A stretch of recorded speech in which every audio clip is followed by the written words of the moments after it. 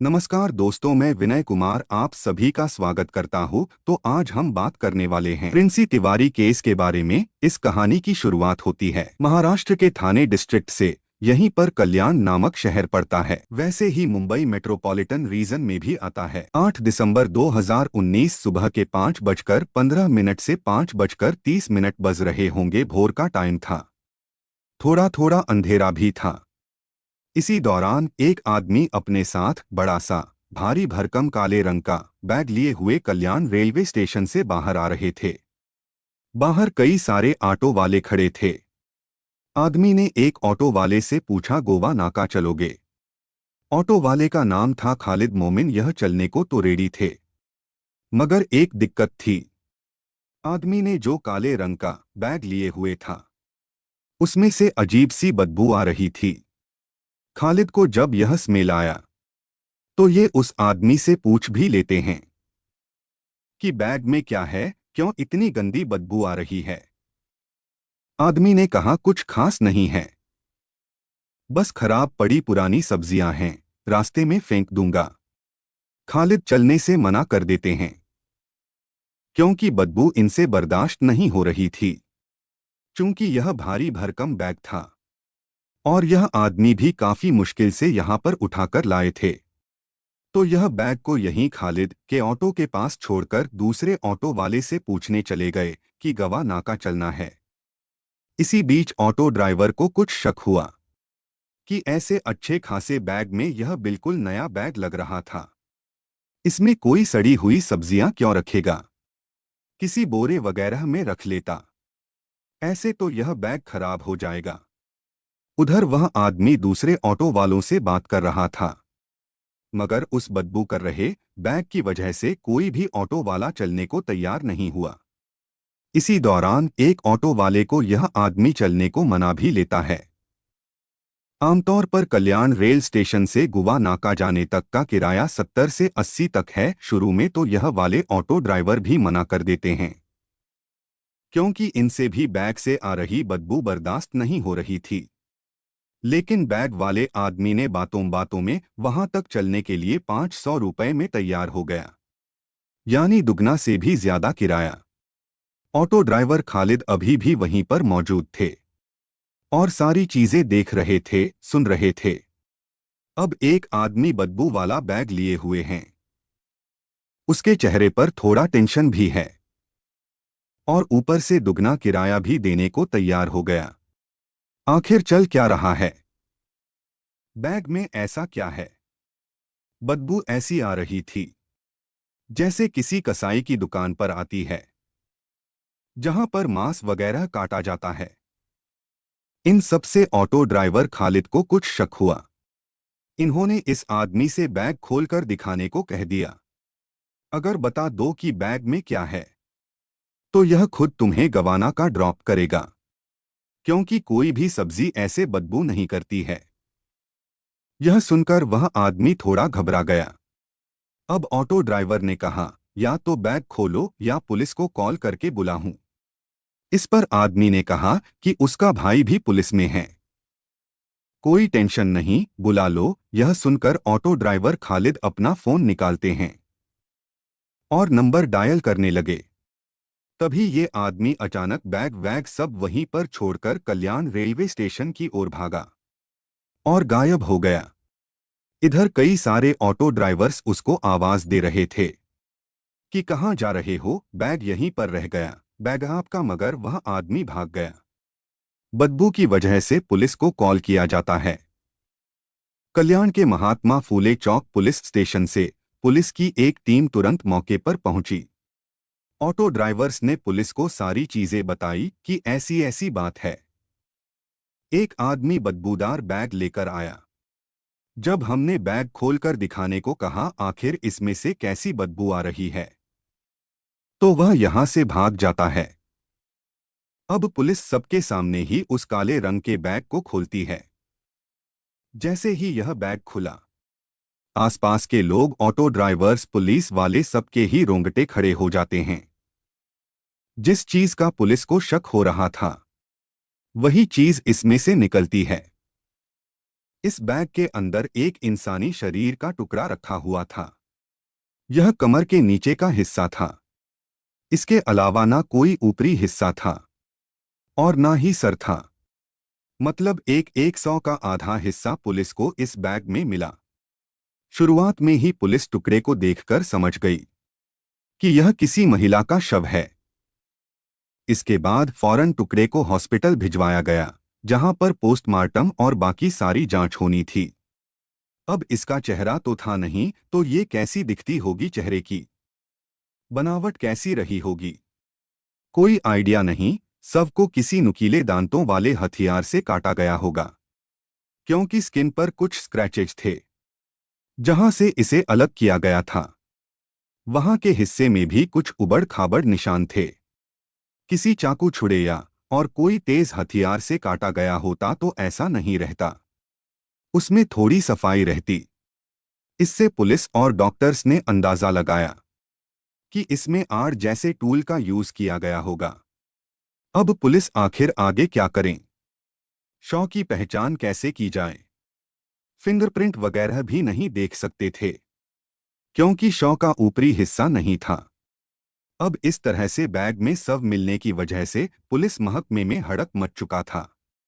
Police ने अज्ञात के खिलाफ कत्ल का मामला दर्ज करके अपनी तफ्तीश शुरू कर दी। सबसे पहले पुलिस ने उन्हीं लोगों से पूछताछ किया जिन्होंने कॉल किया था, जिन्होंने पहली बार बैग को देखा था। कल्याण रेलवे स्टेशन पर काफी सारे ऑटो ड्राइवर्स थे जिन्होंने बैग को देखा था। इसमें वह ऑटो ड्राइवर खालिद भी थे जिन्होंने उस आदमी से बैग खोलने की बात कही थी और पुलिस को कॉल करने की धमकी भी दी थी। इन सब से पुलिस को पता चला कि एक आदमी बैग लेकर कल्याण रेलवे स्टेशन से बाहर आया था और गोवा नाका चलने को बोल रहा था। अब यहां पर तो रोज सैकड़ों लोग आते हैं, किसको ही उस आदमी का चेहरा याद होगा। ऑटो वाले ने उस आदमी का हुलिया बताया। वह आदमी लाल रंग की शर्ट और खाके रंग की पैंट पहने हुए था। उसने सर पर सफेद गमछा भी लपेट रखा था। इस केस में लोकल पुलिस के साथ साथ क्राइम ब्रांच भी जुड़ चुकी थी। चूंकि वह आदमी ऑटो ड्राइवर्स के अनुसार कल रेलवे स्टेशन से बाहर निकला था, तो पुलिस ने इसी रेलवे स्टेशन पर लगे सभी सीसीटीवी कैमरों को खंगालना शुरू कर दिया। 8 दिसंबर की भोर में 4:30 बजे से पुलिस को बैग की सूचना मिलने तक कितने लोग इस कल्याण रेलवे स्टेशन पर आए गए थे, सबको ध्यान से देखा गया। पुलिस के पास एक पहचान भी थी कि लाल रंग की शर्ट और खाकी पैंट में आदमी होगा। पुलिस ने इस स्टेशन के सभी प्लेटफार्म पर लगे सीसीटीवी कैमरे चेक किए। ढूंढते ढूंढते पुलिस को लाल शर्ट वाला आदमी दिख जाता है। यह अधेड़ उम्र का लग रहा था। पुलिस को इस कैमरे में एक और हैरान करने वाली चीज नजर आई। इस लाल शर्ट वाले आदमी के साथ एक और आदमी था, दोनों उसी बैग को लिए हुए थे जिसमें शव का टुकड़ा मिला था। यह स्टेशन से बाहर निकल रहे थे। पुलिस को शक हुआ कि कहीं यही दोनों तो लड़की के कातिल नहीं और फिर शव को ठिकाने लगाने के लिए भोर में निकले हो। हॉस्पिटल में डॉक्टर्स ने पुलिस को यह भी बताया कि शव की कंडीशन और निकले हुए रक्त से लग रहा है कि ये कत्ल 2-3 दिन पहले हुआ रहा होगा। मरने वाली लड़की के उम्र का अंदाजा लगा, लगभग 20 से 25 साल। खैर यहां कैमरे में दिखा कि 2 लोग बैग को उठाकर जा रहे हैं, लेकिन ऑटो वालों के अनुसार एक ही इंसान इनके पास आया था, दूसरा और कोई नहीं था। पुलिस ने ऑटो ड्राइवर खालिद को भी फुटेज दिखाया। वह भी लाल शर्ट वाले आदमी को पहचान गए कि हाँ यही था। मतलब वह आदमी कल्याण स्टेशन पर ट्रेन से बैग लेकर उतरा था। खालिद के अनुसार फिर वह इसी स्टेशन के अंदर भागा। इसीलिए पुलिस ने अब आगे की फुटेजेस चेक किए। 5:30 बजे के आसपास सच में वही लाल शर्ट वाला एक प्लेटफार्म पर भागते हुए दिखा। यह एक वॉशरूम में जाता है। वहां पर इसने अपनी लाल शर्ट उतारकर दूसरे कलर और डिजाइन की शर्ट पहनी और फिर दूसरे प्लेटफार्म पर आराम से टहलने लगा। हो सकता है कि इसके लाल रंग के शर्ट की वजह से लोग इसे पहचान गए हो, इसलिए शर्ट चेंज कर दी। मगर इसने खाके रंग की पैंट अभी भी पहनी हुई थी, जिसे पुलिस कैमरे में पहचान जाती है। अब पुलिस के सामने इसे ढूंढने की एक बहुत बड़ी चुनौती थी। आखिर यह आदमी है कौन और कहां से आया होगा? सीसीटीवी के अनुसार यह 457 पर कल्याण रेलवे स्टेशन से बाहर निकला था। पुलिस अब इसी टाइम के अनुसार स्टेशन अथॉरिटी से पता करने लगी कि कौन सी ट्रेन कब और कितने बजे आती है और कहां जाती है। वह आदमी भागा भी ट्रेन से ही था। तो 5:30 बजे के आसपास कौन कौन सी ट्रेनें कहां से आती हैं और कहां जाती हैं, यह भी देखा गया। इसी के अनुसार पुलिस अलग अलग रेलवे स्टेशन पर भी जाकर वहां के कैमरे भी चेक करती है, देखती है। यह काफी मेहनत वाला प्रोसेस था, मगर केस को सुलझाना है तो ऐसा करना ही पड़ेगा। अब चूंकि एक लड़की का कत्ल हुआ है और उसको 2-3 दिन हो गए हैं, इसको लेकर पुलिस ने अपने खबरिया और मुखबिर को एक्टिव किया कि पता करो किसी के घर से कोई लड़की मिसिंग है क्या, या फिर कोई लड़की कई दिन से दिखी नहीं हो। क्योंकि अभी तक बस शव का आधा हिस्सा ही पुलिस को बरामद हुआ था, तो बाकी बचे हिस्सों को भी ढूंढना था। अब एक हिस्सा इस तरह के बैग में मिला तो दूसरा हिस्सा भी शायद ऐसे ही किसी बैग में मिले। पुलिस ने इसको लेकर भी अलर्ट जारी किया कि जहां कोई भी लावारिस बैग दिखे तुरंत सूचित करें। उधर अलग अलग रेलवे स्टेशन के कैमरों में इस आदमी की तलाश जारी थी। काफी मशक्कत करने के बाद पुलिस की मेहनत रंग लाती है। कल्याण रेलवे स्टेशन से लगभग 12.5 किलोमीटर दूर एक दूसरा रेलवे स्टेशन है, टिटवाला रेलवे स्टेशन। यहां पर भोर में 4 बजे के आसपास यह लाल शर्ट वाला आदमी दिखाई पड़ करता है। इसके हाथ में वह काले रंग का भारी भरकम बैग भी था, मगर वहां पर यह अकेला था, इसके साथ कोई नहीं था। अब चूंकि आदमी इतना बड़ा बैग लिए हुए था, तो जाहिर सी बात है कि पैदल आया नहीं होगा, कोई ना कोई पब्लिक ट्रांसपोर्ट यूज किया होगा। अब पुलिस ने टिटवाला रेलवे स्टेशन के बाहर खड़े ऑटो ड्राइवर्स को बुलाकर पूछताछ की। जिस टाइम ये लाल शर्ट वाला आदमी टिटवाला स्टेशन में एंटर किया, उस वक्त स्टेशन के बाहर कौन कौन से ऑटो ड्राइवर्स खड़े थे, किसने इस आदमी को यहां पर लाकर ड्रॉप किया था, पुलिस ने सबसे पूछताछ शुरू कर दी। पुलिस ने सीसीटीवी से उस आदमी की फोटो भी निकाल ली थी। चेहरा तो साफ साफ नहीं था, मगर उसका पहनावा, उसका हुलिया साफ साफ दिख रहा था। पुलिस ने एक एक करके सभी ऑटो ड्राइवर से बात किया, फोटो दिखाकर पूछती है क्या किसी ने इस आदमी को बड़े से बैग के साथ यहां रेलवे स्टेशन पर ड्रॉप किया था। इस दौरान एक ऑटो ड्राइवर सामने आते हैं, उन्होंने ही ड्रॉप किया था। पुलिस ने इनसे एड्रेस पूछा कि कहां से उनको पिक किया था। यह बताते हैं कि टिटवाला ईस्ट में एक लोकेलिटी है इंदिरानगर, वहीं रोड पर खड़ा था। उसने हाथ देखकर ऑटो रुकवाया, उसके पास बड़ा सा बैग था, लेकिन वो आदमी बैग को ऑटो में उठाकर रख नहीं पा रहा था। तो ऑटो ड्राइवर ने उसकी मदद की, फिर उसके कहे अनुसार यहां रेलवे स्टेशन पर ड्रॉप किया। अब पुलिस ऑटो ड्राइवर के बताए गए जगह पर पहुंची। इसी दौरान एक कांस्टेबल थे, संजय बाबर, जो कि इस केस में काम कर रहे थे। इनको किसी मुखबिर से टिप मिली कि आप जिसको ढूंढ रहे हैं वो इंदिरानगर के सायक रूपा चौल में रहता है। अब पुलिस चौल में आई। यहां पर इन्हें क्लास 6 में पढ़ने वाली एक बच्ची दिखती है, जो शायद इसी चौल में रहती थी। पुलिस ने उसको लाल शर्ट वाले आदमी का फोटो दिखाया और पूछा कि क्या इसको पहचानती हो, यह यहीं पर रहता है। चेहरा तो साफ साफ नहीं था फोटो में, लेकिन उस आदमी के पहनावे से, उसके अंदाज से और उसके बालों से बच्ची पहचान गई। इसने बताया कि यह तो अरविंद अंकल जैसे लग रहे हैं। इसने फ्लैट नंबर भी बता दिया। पुलिस ने सोचा यही आदमी होगा। तुरंत ये लोग चौल के उस फ्लैट में पहुंचे, लेकिन दरवाजे पर ताला लगा हुआ था। यह थोड़ी निराशाजनक चीज थी।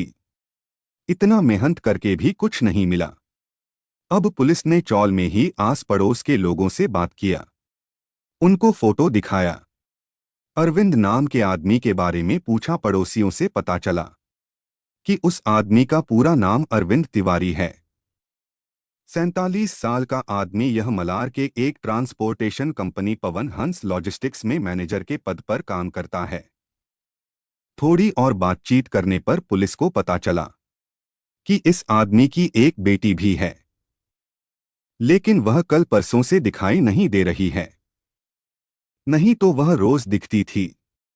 यह सब सुनते ही पुलिस के कान खड़े हुए। तुरंत पुलिस मलार के उस ट्रांसपोर्टेशन कंपनी के ऑफिस में पहुंची। वहां पर अरविंद तिवारी मिल जाता है। जब पुलिस ने इससे इसकी बेटी के बारे में पूछा तो उसके चेहरे पर थोड़ी टेंशन दिखाई देने लगी। बस क्या था, पुलिस समझ गई और इसको उठा लिया। इसे कल्याण के महात्मा फूले चौक पुलिस स्टेशन लाकर पूछताछ शुरू कर दी। शुरुआत में तो यह पुलिस को थोड़ा घुमाता है कि बेटी गांव चली गई है, आप बेकार में शक कर रहे हैं, वगैरह वगैरह। लेकिन जब पुलिस ने इसे इसकी सीसीटीवी में कैद हुए फुटेज दिखाए, उस बैग के बारे में पूछा, तो अरविंद तिवारी अपना गुनाह स्वीकार कर लेता है। इसी ने ही उस लड़की का कत्ल किया था और वह लड़की कोई और नहीं बल्कि इसकी खुद की बेटी थी। 22 साल की प्रिंसी तिवारी मूल रूप से अरविंद उत्तर प्रदेश के जौनपुर का रहने वाला था। पत्नी और 4 बेटियां जौनपुर में ही रहती थी। सबसे बड़ी बेटी थी प्रिंसी तिवारी। 2016 में अरविंद काम की तलाश में जौनपुर से मुंबई आया था। फिर टिटवाला के इंदिरानगर में साय कृपा चौल में रहने लगा। पड़ोसियों ने भी बताया कि इस आदमी को करीब 2016 से यहां पर देख रहे हैं। घटना दिसंबर 2019 में हुआ था।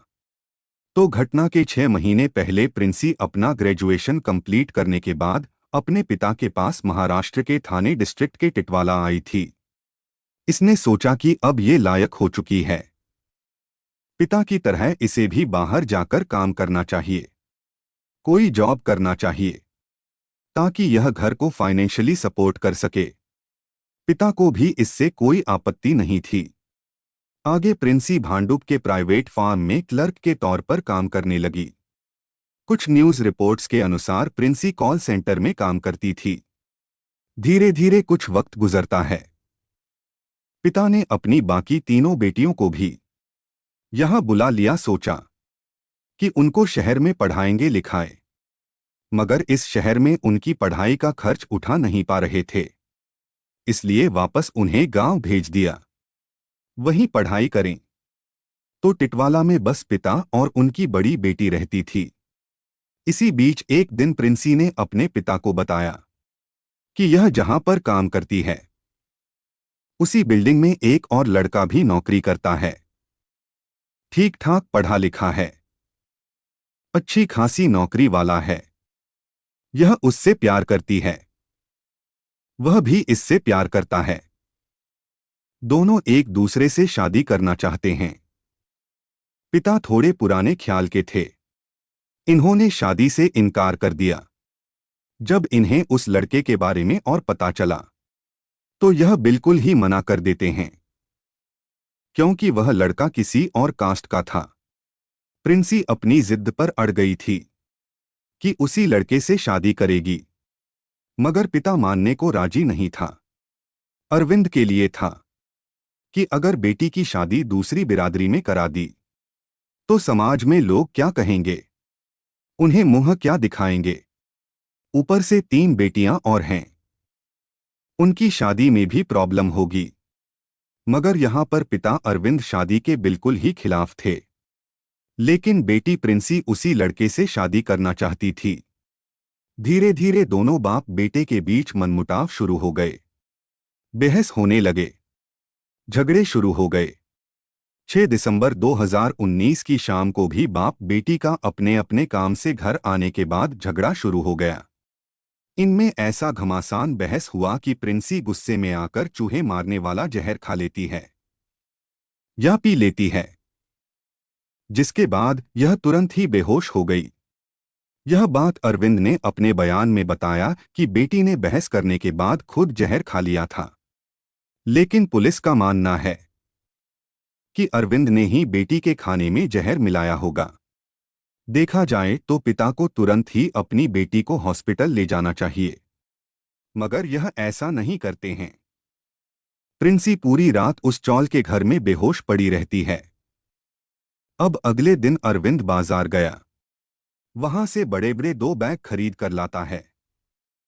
एक आरी भी खरीदा। इसके बाद इसने घर आकर अपनी बेहोश हुई बेटी के 3 टुकड़े किए। सर को अलग किया और बाकी धड़ के 2 टुकड़े किए। दोनों हिस्सों के इसने दोनों बैग में कर दिया। यह साथ की देर रात में टिटवाला के नदी में ऊपरी हिस्से का पैक किया हुआ बैग फेंक देता है और फिर निचले हिस्से का टुकड़ा जिसमें पैक किया था वो बैग लेकर ही ऑटो से टिटवाला रेलवे स्टेशन गया। वहां से ट्रेन लेकर कल्याण पहुंचा। ट्रेन में ही एक राहगीर था। उसने देखा कि एक आदमी अपना सामान उठा नहीं पा रहा है, तो उसने अरविंद की हेल्प की और बाहर तक उसके बैग को ले जाकर छोड़ा। पहले पुलिस ने सोचा था कि वह आदमी भी शव को ठिकाने लगाने में मदद कर रहा है, लेकिन अब डाउट क्लियर हो गया। उसने तो बस ऐसे ही मदद की थी। इसी बात की जांच करने के लिए पुलिस की एक टीम उस आदमी के बारे में भी पता करती है। जब इसने ट्रेन से ट्रेवल किया तो टिकट भी लिया होगा। उसी के जरिए पुलिस उस आदमी तक पहुंची भी। उसने बयान दिया कि इसने बस ऐसे ही मदद की थी। बाकी से कोई अंदाजा नहीं था कि बैग में क्या है। केवल 36 घंटों के अंदर ही पुलिस प्रिंसी तिवारी केस को सुलझा लेती है और कातिल को पकड़ लेती है। अब बारी थी शव के ऊपरी हिस्से को और सर को ढूंढने की।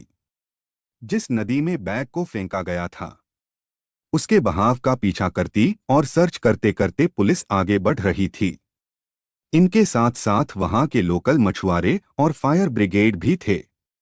कल्याण के उल्लास क्रिक में 8 किलोमीटर अंदर जाकर 11 दिसंबर तक पुलिस को एक बैग नजर आया, जो कि कल्याण रेलवे स्टेशन पर मिले बैग से सिमिलर लग रहा था। जब पुलिस ने इसको रिकवर करके ओपन किया तो इसमें से शव का ऊपरी हिस्सा मिलता है, मगर उसमें सर नहीं था। पुलिस ने अरविंद के कह जगह से कत्ल में यूज हुआ आरी भी बरामद कर लिया। यहां सर्च ऑपरेशन को आगे बढ़ाते हैं ताकि प्रिंसी का सर भी बरामद हो जाए, मगर सर मिलता ही नहीं है। पुलिस डीएनए जांच से कंफर्म कर लेती है कि वह सब अरविंद की बेटी प्रिंसी की ही है। अरविंद दूसरे टुकड़े वाले बैग को कल्याण के कोनकाव क्रीक में ठिकाने लगाने वाला था, मगर ऑटो ड्राइवर के शक की वजह से यह ऐसा नहीं कर पाया। इस तरह से एक पिता ने अपनी ही बेटी का कत्ल कर उसके टुकड़े करके नदी में फेंक दिए, वह भी बस इसलिए क्योंकि बेटी किसी दूसरे कास्ट के लड़के से प्यार करती थी और उससे शादी करना चाहती थी। अब ये आदमी पुलिस की गिरफ्त में है, जिंदगी भर जेल की हवा खाएगा। तो कहानी को पर खत्म करते हैं। यह कहानी हमें एक महत्वपूर्ण सबक देती है कि कभी कभी छोटी छोटी चीजों पर ध्यान देने से बड़े रहस्यों का पर्दाफाश हो सकता है। इंसानियत के प्रति सजगता और समाज की सुरक्षा के लिए सतर्कता बेहद जरूरी है। अगर हमें किसी भी असामान्य स्थिति का सामना करना पड़े तो चुप न रहें, सही कदम उठाएं और जरूरत पड़ने पर तुरंत पुलिस या संबंधित अधिकारियों को सूचित करें, क्योंकि आपकी जागरूकता न सिर्फ किसी की मदद कर सकती है बल्कि समाज को सुरक्षित रखने में भी योगदान देती है। सुरक्षित रहें और सतर्क रहें।